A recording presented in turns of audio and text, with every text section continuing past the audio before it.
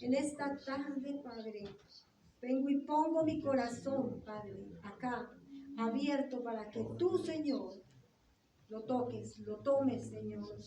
Toma el corazón de cada persona que está acá, Señor. Llena, Señor. Habla. Exhorta, Señor. Llena de tranquilidad cada corazón, cada vida, Señor. Transmite, da alegría a cada vida, a cada ser en este lugar, Señor. Tú conoces la necesidad de cada persona. Tú conoces el corazón de cada uno de los que estamos acá, Señor. Nada te es oculto, Señor. Todo, Señor, todo lo conoces porque sabes, Padre, hasta cuántos cabellos tenemos, Señor. Tú conoces todo de nosotros, Señor. Nada te es desconocido, Padre. Por eso, puestos en acuerdo, en oración, Señor, entregamos todo a ti, Señor. Venimos y ponemos todo a ti, Padre. Habla por medio de tu palabra, Señor, en esta tarde. Háblanos. Glorifícate, Señor. Tú sabes que te necesitamos. Declaramos que sin ti no podemos vivir. Declaramos que sin ti nada podemos hacer, Señor. Declaramos que tú eres el Rey de Reyes y Señor de Señores, y que sin ti nada podemos hacer. En el nombre de Cristo Jesús. Amén. Amén. Gloria al Señor. Amén.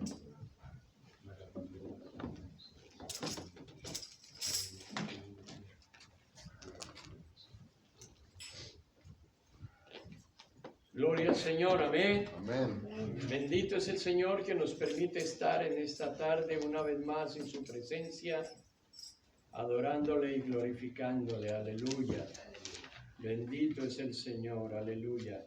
Amén. Vamos a ir a la palabra, ya hemos orado por ella y vamos a estar allí en el libro donde hicimos la lectura en la carta de Pablo a los Efesios. Y vamos a iniciar nuestro estudio tomando en cuenta los versículos, como introducción, los versículos 15 y 16. Y esto nos dará un marco de estudio para adentrarnos en la mayoría de lo que nos dice esa carta a la iglesia del Señor Jesucristo. Y permítame leo en el nombre del Padre, del Hijo, con el poder y la unción del Espíritu Santo, estos versículos. Y dice, quiero acotar algo aquí que saqué en los mismos dos versículos en cerca de 4 versiones diferentes de la palabra para comparar, para hacer un parangón entre todas ellas y quizás hallar un poco más de claridad en cuanto a la idea principal. Y dice la Nueva Traducción Viviente: al contrario, el amor debe hacernos decir siempre la verdad, para que en todo lo que hagamos nos parezcamos cada vez más a Cristo, que es quien gobierna la iglesia. Cristo es quien va uniendo a cada miembro de la iglesia según sus funciones y quien hace que cada uno trabaje en armonía para que la iglesia vaya creciendo y cobrando fuerza por causa del amor. La Nueva Versión Internacional dice, más bien, al vivir la verdad con amor, crezcamos hasta ser en todo como aquel que es la cabeza, es decir, Cristo. Por su acción todo el cuerpo crece y se edifica en amor, sostenido y ajustado por todos los ligamentos según la actividad propia de cada miembro. La traducción al lenguaje actual dice, al contrario, el amor debe hacernos decir siempre la verdad, para que en todo lo que hagamos nos parezcamos cada vez más a Cristo, quien es quien gobierna la iglesia. Cristo es quien va uniendo a cada miembro de la iglesia según sus funciones y quien hace que cada uno trabaje en armonía para que la iglesia vaya creciendo y cobrando más fuerza por causa del amor. Y la Reina y Valera contemporánea dice, sino que para que profesemos la verdad en amor y crezcamos en todo en Cristo, que es la cabeza, de quien todo el cuerpo, bien concertado y unido entre sí por todas las coyunturas que se ayudan mutuamente, según la actividad propia de cada miembro, recibe su crecimiento para ir edificándose en amor. La carta a los Efesios se puede dividir básicamente en dos partes. En el capítulo 1 al 3, que presenta la abundante gracia de Dios y el propósito divino para la iglesia, que viene haciendo, como hablábamos hace una semana, en la nueva creación, tomando Génesis 1 y al mismo tiempo con 2 Corintios 5, 17. De modo que si dice a otra versión, de modo que todos los que están en Cristo son nuevas criaturas. Las cosas viejas pasaron y aquí todas son hechas nuevas. Esa nueva creación fue la que el Señor hizo en Génesis 1, después de que el enemigo vino en ese lapso de tiempo, que un día es como 1000 años y 1000 años como un día para el Señor. En ese espacio de tiempo, en la eternidad de Dios, Satanás vino y destruyó todo lo que el Señor había preparado para poner al hombre sobre la tierra, pensando de que hasta allí iba a venir el entusiasmo de Dios. Pero el Señor recreó todo, volvió y reorganizó todo. Y esto ha hecho de que en nosotros también suceda algo similar. Porque cuando el Señor nos puso en el Edén, vino el enemigo y pretendió dañar de nuevo la creación de Dios, metiéndonos en tentación y por ende haciendo con argucias que Eva en primera instancia y luego Adán cayeran en pecado, desobedecieran a Dios. Pero el Señor en Cristo nos dio la oportunidad de ser hechos nuevas criaturas. Amén. La segunda creación espiritual de Dios y la conformación de la iglesia de Jesucristo. En el capítulo 1 al 3, Dios muestra esta misericordia, muestra el propósito divino en esa nueva humanidad. Y en los capítulos 4 al 6, Dios exhorta a esa nueva humanidad, en este caso a los lectores de la carta a los Efesios, a vivir conforme al don de esa nueva humanidad, el don que Dios dio a esa nueva humanidad. Y plantea un desafío a la unidad en esa nueva humanidad, en esa iglesia conformada desde la cruz del Calvario. Cuando el Señor hace esto, no deja un mensaje al azar. No nos dice, ya vivan como quieran. Nos da un propósito, nos da un camino, nos da la vida eterna de nuevo y nos conduce por un sendero diferente. pero hace énfasis. Y lo hicimos en la primera lectura, en los diferentes modos de traducirse en las diferentes versiones, sino que para que profesemos la verdad, dice la Reina Valera contemporánea, para que profesemos la verdad. Y la palabra dice en Juan 14:6, Jesús dijo, yo soy el camino, la verdad y la vida, y nadie viene al Padre sino por mí.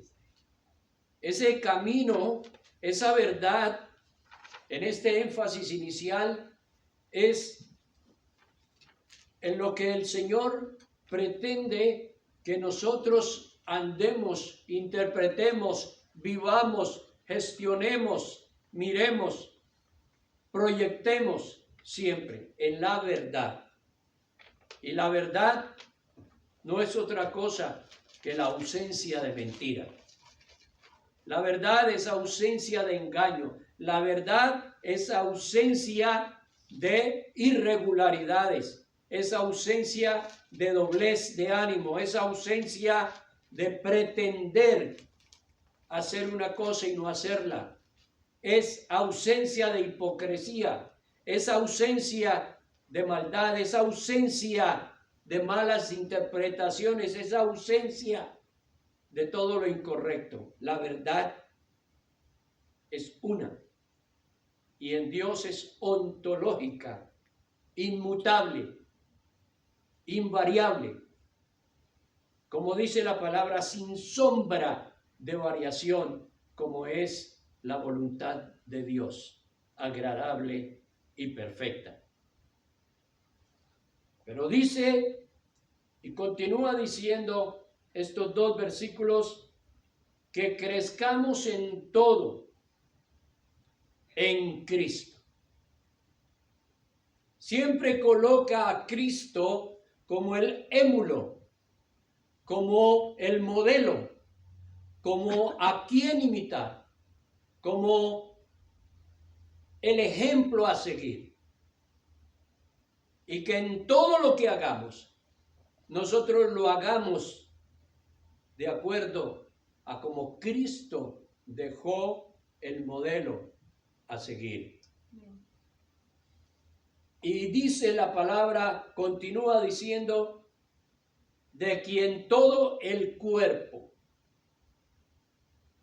en todo lo edificado por Dios, todo lo hecho, reconstruido por Dios, todo lo reedificado por Dios, todo lo que el Señor reorganizó de nuevo, todo aquello que el Señor rehizo del desorden que se estableció por la caída.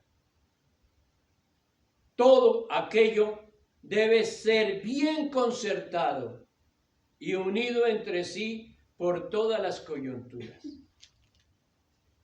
Las coyunturas son aquellos legámenes, uniones, ataduras que el Señor ha generado para que en esa composición del cuerpo no hayan lugares para el deterioro, para el desorden, para que ese cuerpo, esa reconstrucción se debilite, se deteriore, se dañe, sino que permanezca firme, unido. Y esa unión, ese legamen, ayuda a que una soporte a la otra. Al estar unida la una a la otra, cuando flaquea una, el hecho de estar unida recibe la fuerza de la siguiente, de la inmediatamente anterior o posterior, y se refuerza aquella parte que en un momento puede flaquear, que en un momento puede peligrar de no hacer su función, de no ejercer el trabajo para el cual está allí en aquel preciso instante, en aquel preciso lugar. Según la actividad propia de cada miembro. Porque cuando se cumple cada uno de estos movimientos, acciones, cuando se ejecuta de una manera adecuada, cada responsabilidad, cada compromiso, cada labor, dice que recibe su crecimiento para ir edificándose. Edificar es crecer, es ensancharse, es mejorarse, es superarse. Y pone como ingrediente final edificándose en amor, que es el vínculo perfecto. Cuando el Señor marca esta pauta bien específica, con un principio y un final, con una razón de ser, con un propósito. El Señor no hace nada por casualidad. El Señor tiene un plan y un propósito en todo, aún en lo que permite nuestras vidas. De ahí el libro aquel, famoso por cierto, de cuando las cosas que Dios hace no tienen sentido. Muchas veces hay cosas que Dios permite en nuestras vidas que no hallamos un sentido, pero el sentido no lo hallamos cuando analizamos las cosas de acuerdo a nuestra perspectiva, a nuestro plan, a nuestra agenda, a cómo yo pienso, a cómo me gustaría, a mi ideal, a mi sueño, a mi proyecto personal. Pero cuando se hacen las cosas bajo el presupuesto, el plan, el propósito, la voluntad de Dios, todo tiene un sentido y un propósito. Y quizás podemos hacer un bosquejo inicial del libro de los Efesios, dividiéndolo desde el verso 1:1 al 4:16, cuando Pablo describe la manera como los santos de Éfeso y aún nosotros debemos recibir el Evangelio de Jesucristo.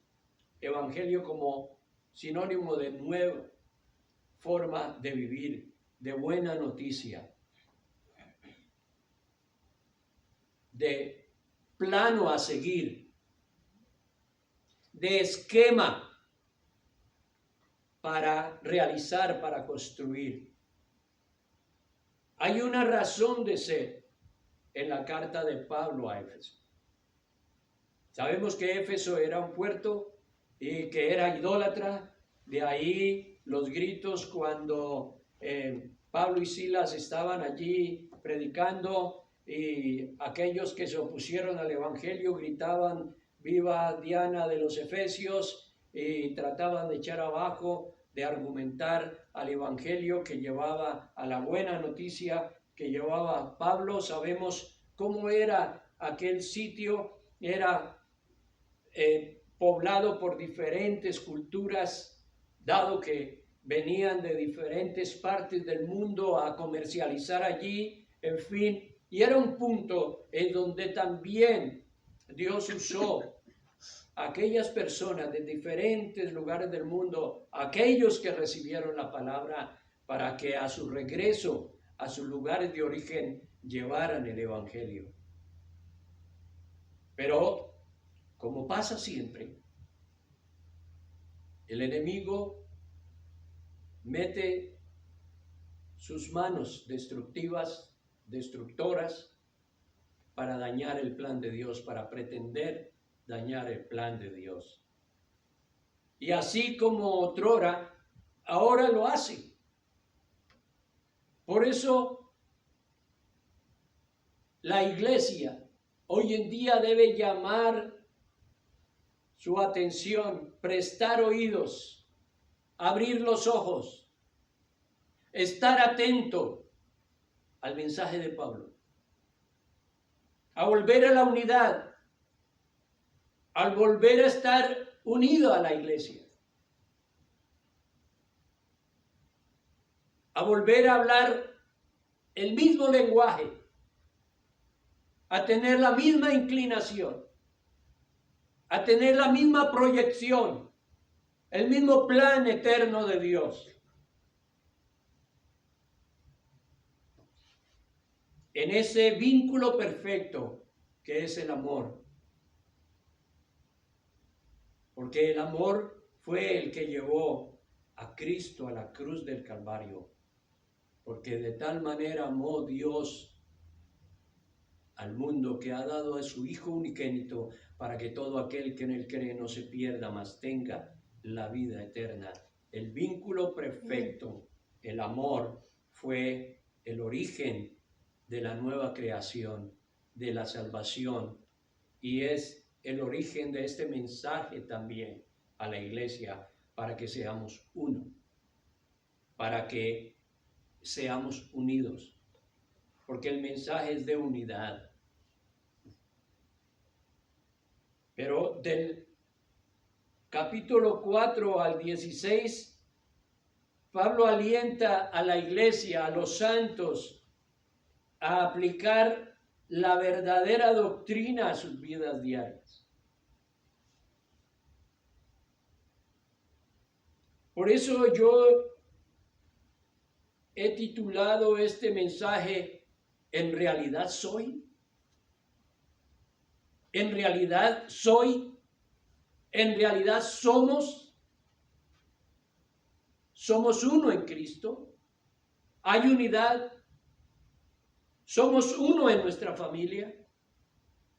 ¿Somos uno en nuestra congregación? ¿Estamos unidos por las coyunturas que Dios ha dado a cada uno de nosotros para unirnos? La palabra dice, andarán dos si no estuvieren de acuerdo. Mejores son dos que uno, porque si uno cayere, el otro le levantará, pero ay del solo, porque cuando cayere, quedará postrado, no habrá quien le levante.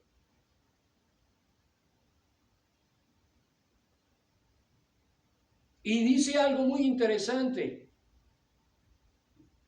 4:11, y él mismo constituyó a unos apóstoles, a otros profetas, a otros pastores, evangelistas, maestros, a fin de perfeccionar a los santos para la obra del ministerio, para la obra del servicio. Ministerio quiere decir servicio, ministro quiere decir servidor. No quiere decir un personaje al cual se le rinde culto y pleitesía. Es un siervo. Yo soy siervo de ustedes, como soy siervo de Dios. Y cuando nosotros estamos unidos entre sí por esa coyuntura del mensaje, de la palabra, del poder de Dios, de la unción, del amor, entonces el Señor permite que este mensaje aliente a través del ministerio de la palabra. Porque no hay profesiones en la iglesia. No hay profesionales en la iglesia. Esos 5 aspectos del ministerio de servicio, redundancia aparte, porque el ministerio de servicio y servicio quedaría un pleonasmo allí, pero es para enfatizar. Son 5 aspectos del ministerio de la palabra, de la cual nos habla Hechos 6. Cuando los discípulos oraron por los nuevos diáconos porque ellos estaban ocupados sirviendo en las mesas y le restaban tiempo y en cierta manera importancia a la predicación de la palabra. Y los discípulos dijeron, nombremos a unos diáconos para que hagan este trabajo y nosotros nos dedicaremos a la oración y al ministerio de la palabra. Y el ministerio de la palabra tiene estos 5 aspectos: profeta, apóstol, evangelista, pastor y maestro. Que a través de ello el Señor edifica la iglesia, perfecciona la iglesia, organiza la iglesia, administra la iglesia.